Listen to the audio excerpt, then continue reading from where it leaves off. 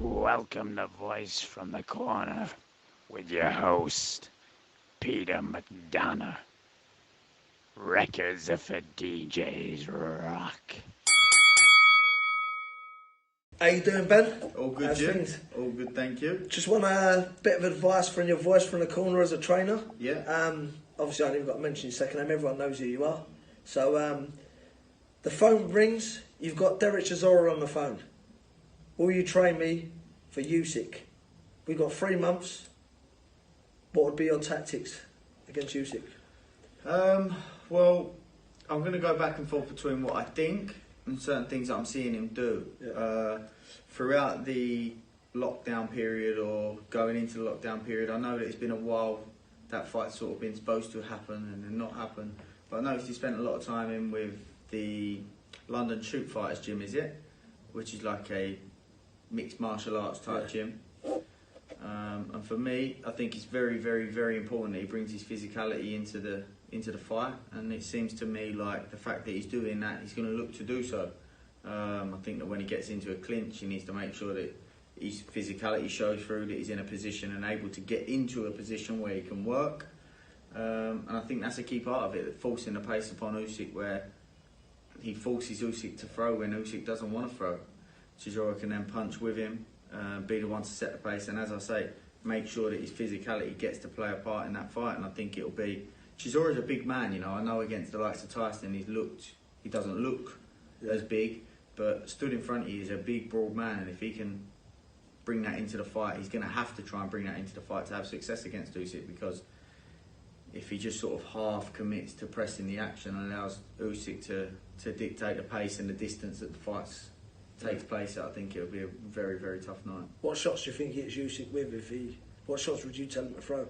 I would look, as I say, when they get into a clinch, I think he needs to get himself into a position where he can work away at the body, go from the body, switching it up to the head, but be able to, from there, if Usyk's trying to then open the distance up, which I'd imagine he would try to open the distance up, or Usyk's going to try and get onto the blind side of him, I think he's going to have to punch not where Usyk is, but where Usyk's going, whether that's the left hook to the body, left hook to the head. But also he's going to have to be able to travel with his punches as Usyk is trying to close that distance up, because if he's only got one step in him, Usyk can take that distance away and spin off, then he's got to start all over again. Who would you bring in for sparring for that fight?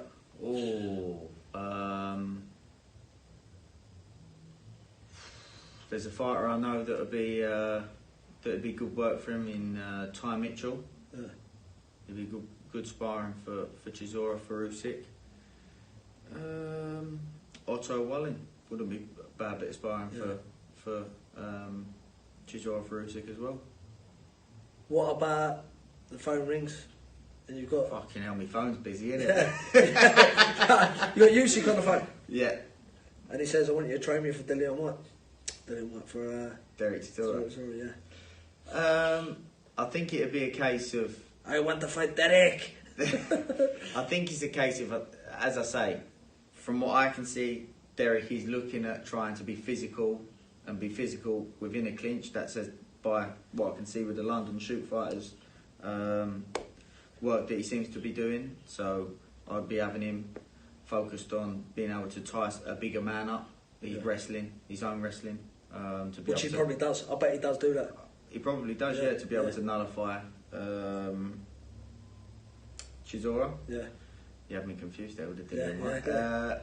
His ring positioning is going to be key. Every chance he gets a moment, every chance they break out of a clinch, where are you repositioning yourself? Because if you reposition yourself poorly, you're going to give Chisora a good advantage and a good chance to force that pace upon you. You know, Lomachenko and Usyk are both very active in their non-punching activity. I'd be very keen on that. Keep Chisora guessing, being able to move, hand and foot coordination, being able to punch and move at the same time. And just being smart of his approach, understanding not how to have the bigger guys lean all over you, physically demand too much from you and drain you when they're trying to be physical with you. Just being able to nullify that. I think Usyk's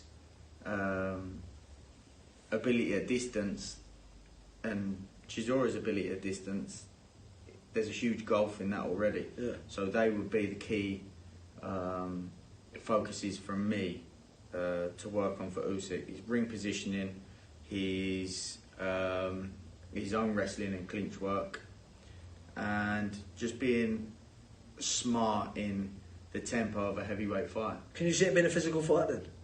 If Chisora is able to do so. Yeah. If Chisora is able to do so. Who would you bring in for sparring for Usyk? Takam. Yeah. Povetkin won't be bad, would he? I just thought Povetkin. Bradis brought some great work for Usyk.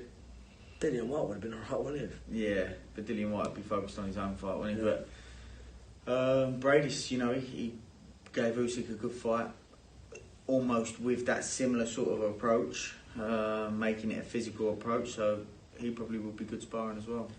Voice from the corner, no sitting on the fence, no splinters up the bum. Who wins the fight for you?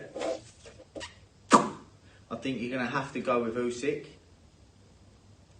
but I'm going to say it, and I wouldn't be overly shocked if the right Chisora turns up and he is able to push the pace of the fight. I wouldn't be surprised if he makes it a tough night for Usyk.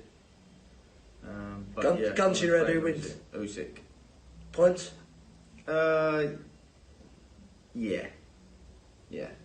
Ben, thanks for your prediction. No problem. Thanks, mate. If you like that, give us a like, comment, and a subscribe. You big dosser.